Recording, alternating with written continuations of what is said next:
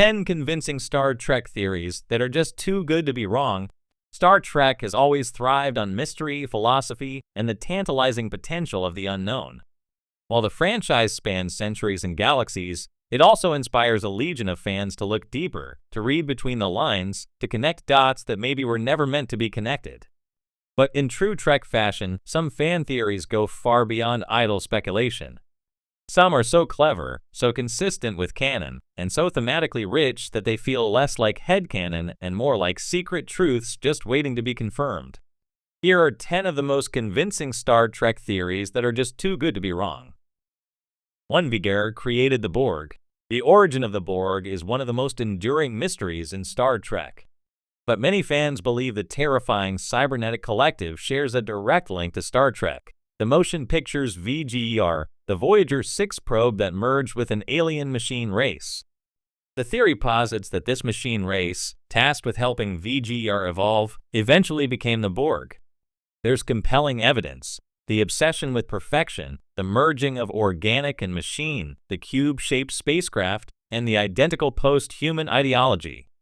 VGER's emotionless logic and desire to join with the creator echoes the Borg's mantra, "You will be assimilated."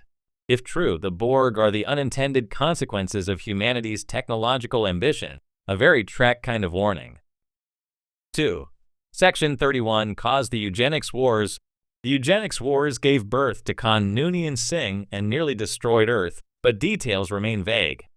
One disturbing theory suggests that Star Trek's shadowy Black Ops organization, Section 31, was behind the genetic engineering experiments that led to Khan's rise. This aligns with Section 31's methods, pursuing security at any cost, regardless of morality. Creating genetically enhanced superhumans could have been an attempt to give Earth the ultimate defense mechanism. Instead, they created a monster. It would explain why records of the wars are so scarce and why the Federation officially condemns genetic modification despite its obvious technological sophistication. 3. The Federation is a utopia built on lies.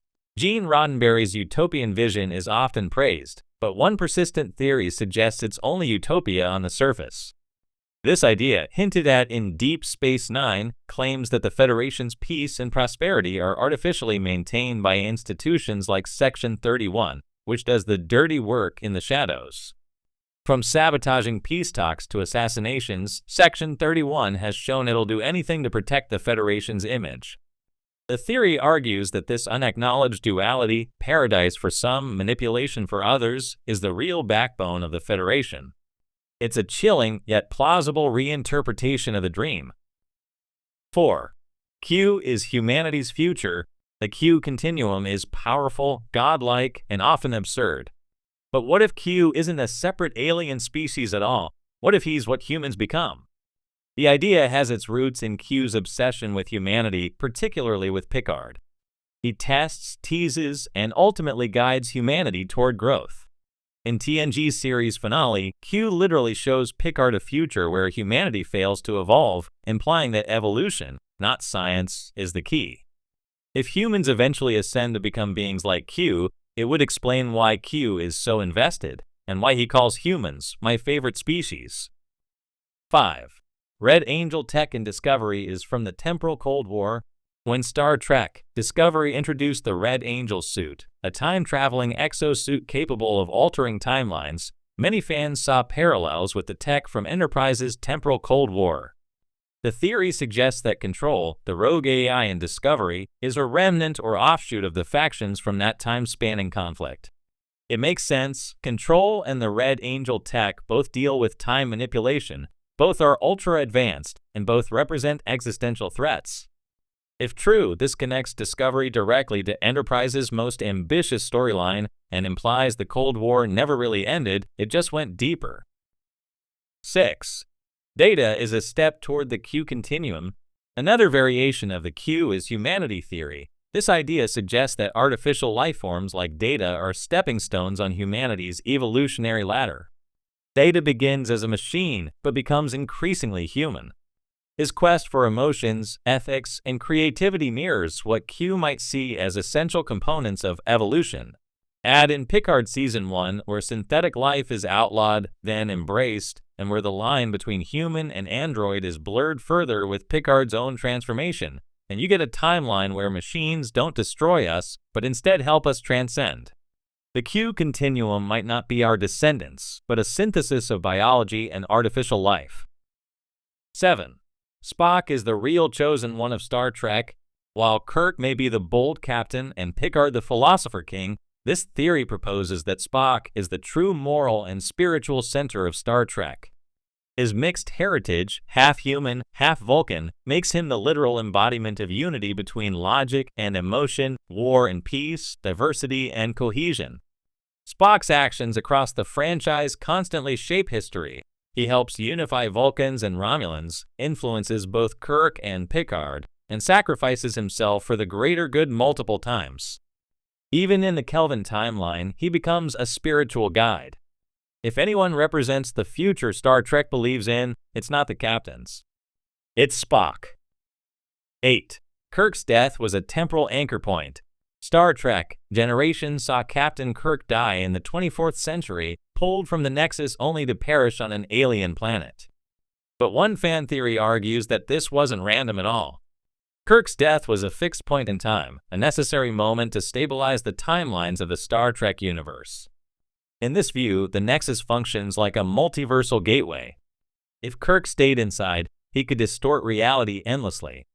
His exit and death serve a narrative and metaphysical function, the death of the original cowboy diplomacy era to make way for the more thoughtful 24th century.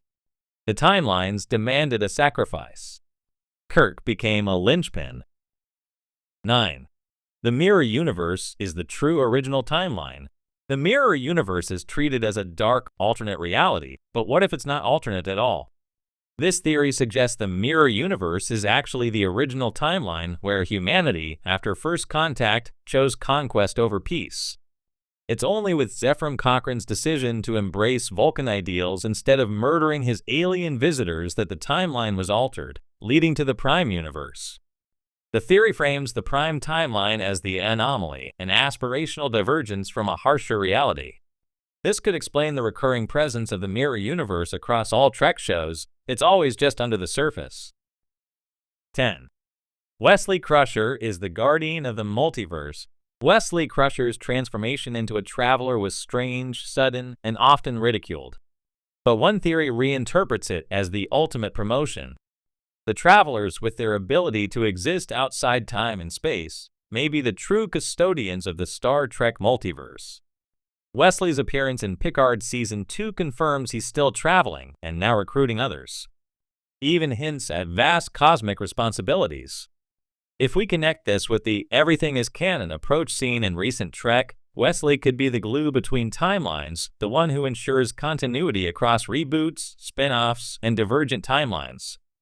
He's not just a side character. He's the character that holds the Trek multiverse together. Final thoughts. Star Trek has always encouraged viewers to look beyond the stars and behind the scenes. These theories aren't just fun thought experiments. They reflect